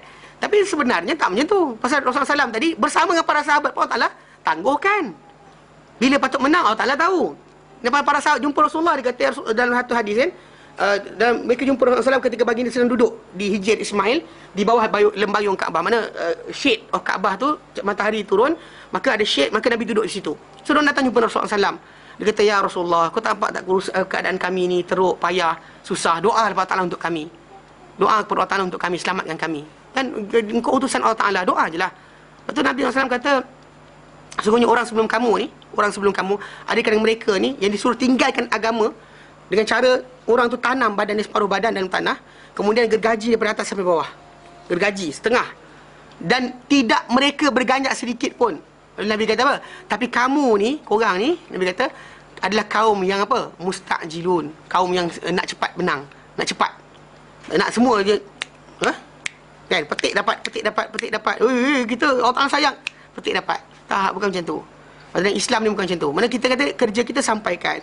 Mana macam kita belajar dalam tajuk ni, dalam kisah, dalam tajuk ni kita belajar berkenaan fiqh, kita belajar dengan hadis, belajar tentang tafsir Al-Quran. Kita kadang dapati mungkin anak beranak kita ni tak dengar, tak ikut dengan apa yang diberikan. Kita sampaikan je. Jangan kita tunggu macam katakan dah buat dah tak jadi apa. Itu masalah lah. Jangan salah faham. Kerana para ambil kalau ikutkan macam tu, sebab dalam tajuk ni Allah Ta'ala berikan satu janji. Janji Allah Ta'ala untuk orang-orang musyrik. Nampak benda tu betul atau salah, siapakah lebih lemah dari segi pembantu dan siapakah kurang bilangan ni, bukan di dunia tapi di akhirat. Bukan janji kat dunia ni. Kalau dunia ni macam-macam. Para sahabat ada yang mati awal, tak nampak pun Islam menang. Ada yang mati awal, macam Mus'ab bin Umair. Mus'ab bin Umair dia mati ketika mana? Dalam perang Uhud. Kain kapan dia tak cukup, tapi sedangkan dia adalah guru pertama Islam yang Rasulullah SAW hantar daripada Mekah pergi Madinah mengajarkan Islam, mempersiapkan orang Madinah untuk terima Rasulullah SAW, mempersiapkan para sahabat. Tapi dia mati, pakaian tak cukup pun untuk kapankan dia. Itu dia mati dalam keadaan macam tu. Yang lain-lain ada yang mati sampai Islam dah menang, memang ada. Tapi kita kata kalau ketika waktu tu semua mati macam tu, mana ada mungkin ada orang kata macam mana bantuan Allah Ta'ala, mana pertolongan dia. Jadi Allah Ta'ala nyatakan dalam ni, hatta idza ra'au ma yu'adun, sehingga mereka lihat apa yang dijanji pada mereka, barulah mereka mengetahui siapakah yang lebih lemah pembantu dan siapakah yang lebih kurang bilangan. Hum, mereka, amil mu'minun ataupun orang-orang beriman, al-muwahhidun lillahi azza wa jalla, yang mengesakan Allah azza wa jalla. Adakah kita atau mereka? Balil musyrikina, bahkan orang musyrik, la nasir lahum bil kulliyah, tiada pembantu untuk mereka secara keseluruhan.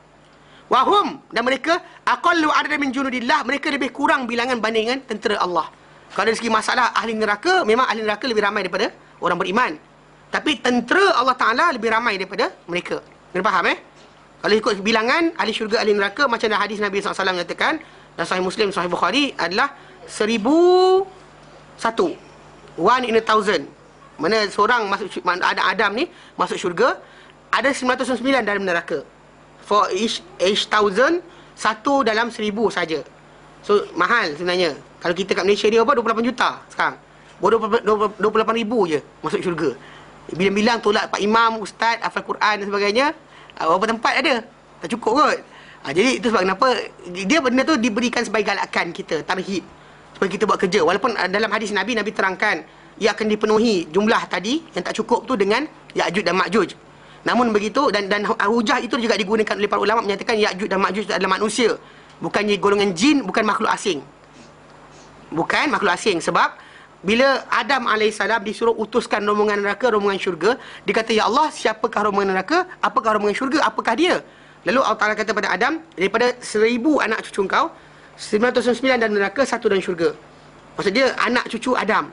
So bila para sahabat dengar 1 dan 1000 tu, orang rasa murung, rasa macam, alah, habislah kita, matilah kita kan, berapa tak cukup ni kan. Waktu dalam orang hidup pun rasa tak cukup. Kita sekarang ni rasa selamat je.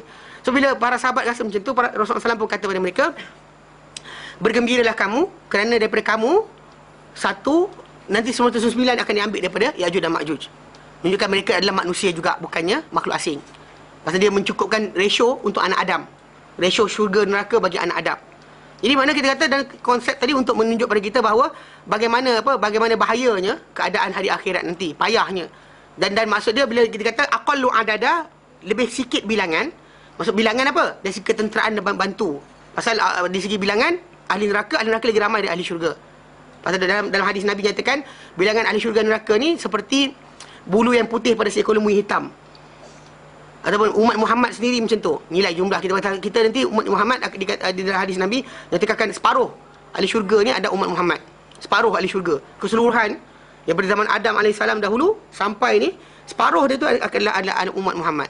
Sebab kita ni banding dengan umat terdahulu, kita ni seperti bulu yang putih pada seekor lembu yang hitam, ataupun bulu yang hitam pada seekor lembu yang putih. Sikit sangat jumlah kita. Yang ahli syurga ni sebenarnya tempat yang kita kata payah nak dapat. Dia tak kejar, maka kita akan rugi. Jangan kita duduk diam, tunggu, nantilah kot-kot. Tunggu seru. Sampai seru nanti saya pun akan beribadat. Tunggu. Yang dapat pasal. Kalau tak cukup umur nanti kan masalah. Baik, jelas Baik. Sambung. A'udzubillahi minasyaitonirrajim.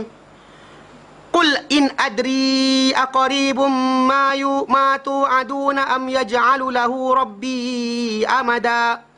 Alimul ghaibi fala yuzhiru ala ghaibihi ahada illa man irtada min rasulin fa innahu yasluku min baini yadayhi wa min khalfihi rasada liya'lama an qad ablaghu risalati rabbihim wa ahata bima ladayhim wa ahsa kulla shay'in adada. Yaqulu ta'ala amiran rasulahu sallallahu alaihi wasallam an yaqula linnas. Berfirman Allah Ta'ala memerintahkan Rasulnya Muhammad sallallahu alaihi wasallam, Rasulnya sallallahu alaihi wasallam, an yaqula linnas, untuk mengatakan kepada manusia, pada orang ramai, innahu la ilma lahu biwaqtis saati. Sungguhnya dia tiada ilmu bagi baginda berkenaan waktu kiamat. Qul in adri, tidak aku tahu. Aqaribun, in tu maksudnya kan jika, in maksudnya tidak. Kadang-kadang orang belajar in belajar jika je. Jika. Tak, in kadang-kadang maksud dia tidak. Tidak aku ketahui. Adakah dekat apa yang janjikan untuk kamu, ataupun dijadikan untuknya oleh Tuhanku satu tempoh yang panjang. La ilma lahu biwaqtis saati wa la yadri aqaribun waqtaha am ba'id. Dan tidak dia mengetahui adakah dekat waktunya ataupun masih lagi jauh, tak tahu. Katakan, hai Muhammad, tidak aku ketahui adakah hampir apa yang kamu dijanjikan kepada kamu, ataupun Tuhan dijanjikan untuknya oleh Tuhanku satu tempoh. Ai muddatan tawilatan, amat maksudnya tempoh yang panjang, tak tahu dekat ke lambat. Okey, itu sebab Nabi SAW setiap kali mana bagi nampak awan yang mendung nak hujan tak turun lagi, Nabi akan bersedih dan juga bimbang. Pasal kerana Allah Taala jadikan waktu kiamat tadi, kita kata tidak, itu hak milik Allah Taala mutlak. Kalau dia jadikan awal ke, lewat ke, tangguh ke, cepat ke, itu hak dia. Sebab Nabi takut kita kadang-kadang ada assurance, Jangan bimbang. Selagi ada orang baca Quran, takkan ada kiamat. Selagi orang kata la ilaha illallah, takkan ada kiamat. Itu masalah kita kadang lambat beramal. Pasal kita kata tak apa, ada la ilaha illallah lagi. Pasal akan berlaku kiamat bila tak ada manusia kata Allah Allah. Dalam hadis Nabi nyatakan benda berkenaan betul, itu tanda kiamat. Tapi kita jangan over confident. Sebab milik Allah Taala dalam hak mutlak dia malikul mulk.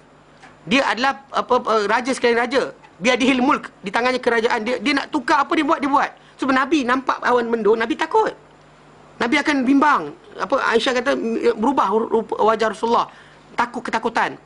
Bila turun hujan baru Nabi happy. Tapi bila nampak awan mendung tu takut. Pasal kaum-kaum terdahulu, kaum-kaum seperti kaum Ad dan sebagainya, diutuskan untuk mereka ni musibah daripada Allah Ta'ala. Datang mula-mula ternampak macam awan mendung. Diorang tengah happy, tiba-tiba datang musibah. Maksudnya Nabi SAW bimbang macam tu sekali. Maksud dia tak tahu dekat ke lambat.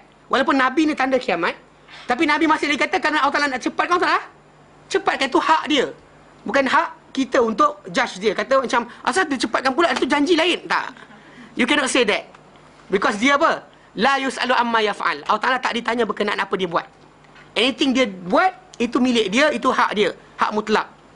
Ni kena belajar terima ni. Ni kadang-kadang ada orang tu kata, tapi kan bukan Allah janji ke? La ilaha illallah. Dia lupa ke dia ni hamba? Dia hamba dan Allah Ta'ala tu Tuhan. Dia nak buat apa, dia bagi, dia buat apa saja. Qulillahu malikal mulk. Katakanlah Allah Ta'ala malikal mulk. Raja sekalian raja. Tu'til mulka man tasya'. Engkau berikan kerajaan pada siapa kau nak. Wa tu'izzu man tasya'. Mana? Wa tanzi'ul mulka mimman tasya'. Engkau cabut kerajaan di siapa kau nak. Wa tu'izzu man tasya'. Engkau muliakan siapa yang kau nak. Wa tudhillu man tasya'. Engkau hinakan siapa yang kau nak. Biadikal khair, di tangan kau lah ya Allah Ta'ala segala kebaikan. Innaka ala kulli syai'in qadir. Engkau di atas satu maha berkuasa. Itu isytiharan Allah Ta'ala suruh kita lafazkan. Yang kita salah faham. So Nabi SAW disuruh kata dalam ni, aku tak tahu adakah hampir apa janjikan untuk kamu, ataupun Allah Ta'ala jadikan satu tempoh. Itu hak Allah Ta'ala untuk jadikan cepat atau lambat. Wa qad kana sallallahu alaihi wasallam yus'alu an waqti sa'ati fala yujibu anha. Dan dahulunya baginda SAW ditanyakan mengenai waktu kiamat, maka baginda tidak menjawab mengenainya. Fala yujibu anha, baginda tak menjawab mengenainya. Walamma tabadda lahu Jibrilu fi surati A'rabi.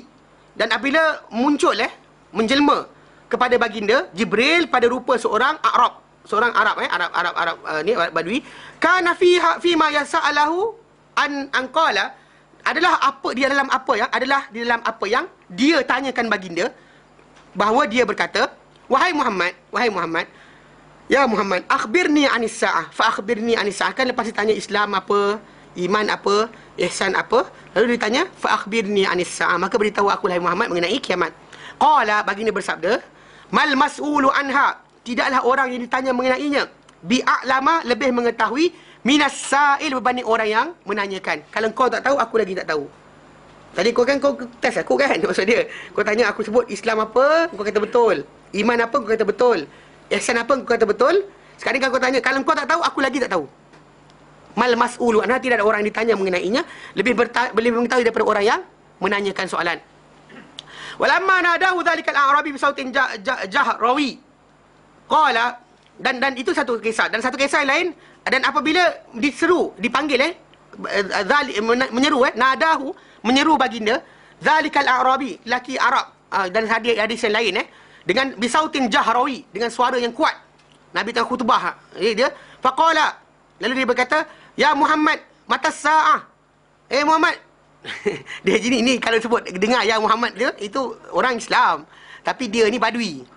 Nabi entertain orang. Bila diorang datang macam tu tanya soalan, Nabi tak ada kata macam, Arab ni kau tak kerti adab ke? Pukul lu, tak ada. Nabi tak buat macam tu. Nabi entertain orang pasal diorang ni orang Arab yang tak reti. Jadi Nabi entertain. Dia kata mata sa'ah, bilakah kiamat? Bilakah kiamat? Qala waihak. Dia kata, apa hal kau? Nabi kata, innaha ka'inah. Innaha ka'inah, ia pasti berlaku. Tok saya tanyalah berkenaan dengan bila dia jadi. Fama a'dattalaha, apa kau siapkan untuk ia? Untuk kiamat ni, apa kau siapkan untuk dia? Dan satu riwayat Nabi tak layan dia. Nanti lepas itu Nabi tanya balik, siapa yang bertanya tadi? Itu ada juga. Qala, lelaki berkenaan berkata, ama inni, adapun aku ni, ama inni, adapun sungguhnya aku, lam a'id laha, aku tak siapkan. Lam a'id laha, aku tak siapkan laha untuknya kathiru salatin wala siyamin, aku tak siapkan untuknya banyak solat, banyak puasa. Walakinni uhibbullaha wa rasulahu. Akan tapi aku cintakan Allah dan juga Rasulnya. Qala, baginda bersabda, fa anta ma'aman ahbabta. Engkau bersama orang yang kau cintai. Solat kau tak banyak, puasa kau tak banyak, tapi tak apa. Engkau bersama orang yang kau cintai. Qala Anas, berkata Anas, fama farihal muslimuna bi syai'in farhahum bihadzal hadis.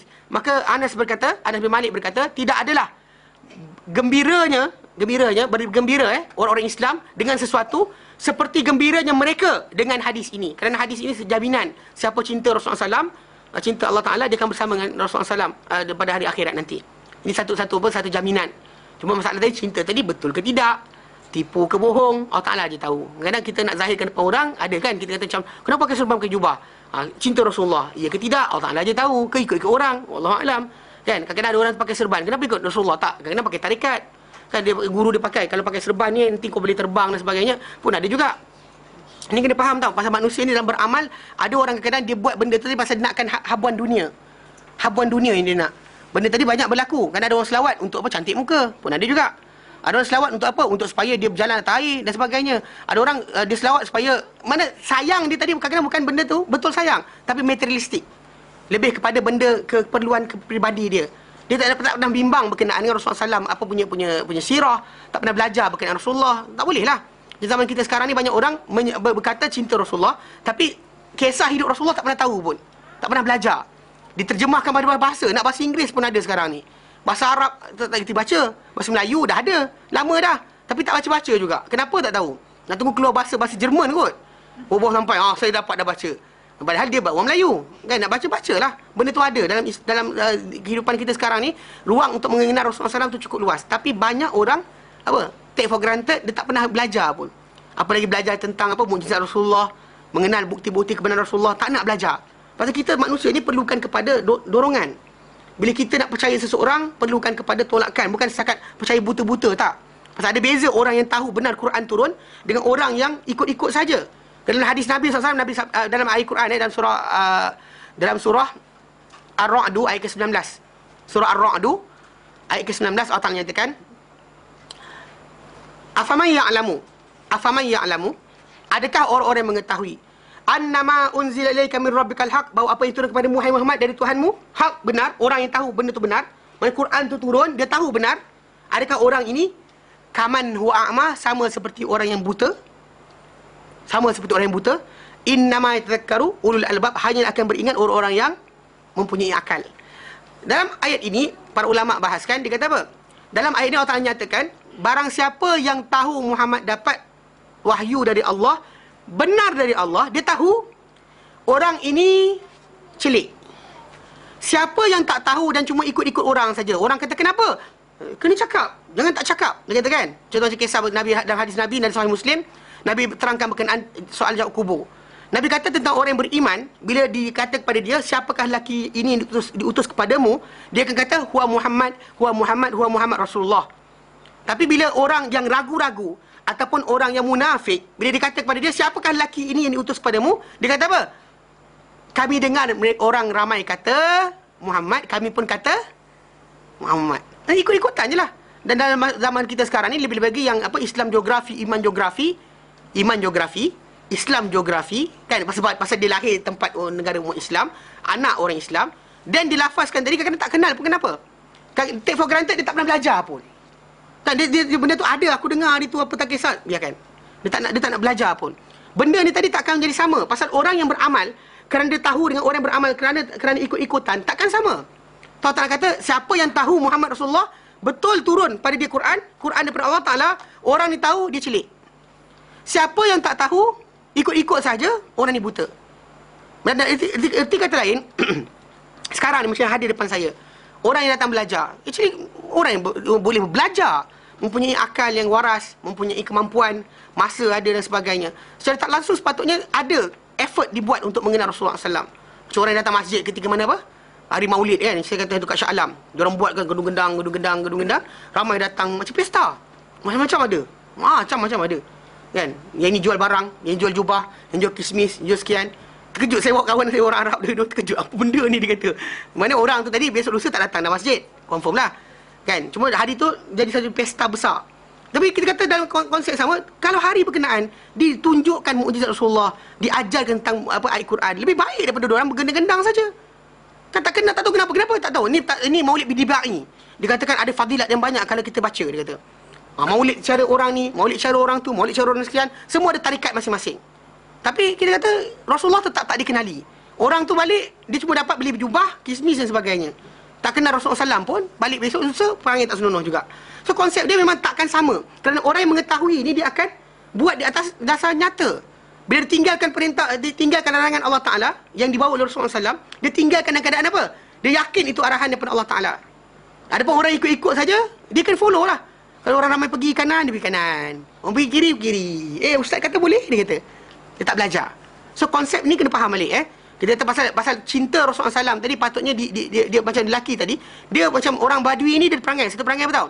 Dia lurus bendul tahu. Kalau dia kata putih-putih lah, hitam-hitam. Dia takkan ada apa ni. Kita ni 3-4 color.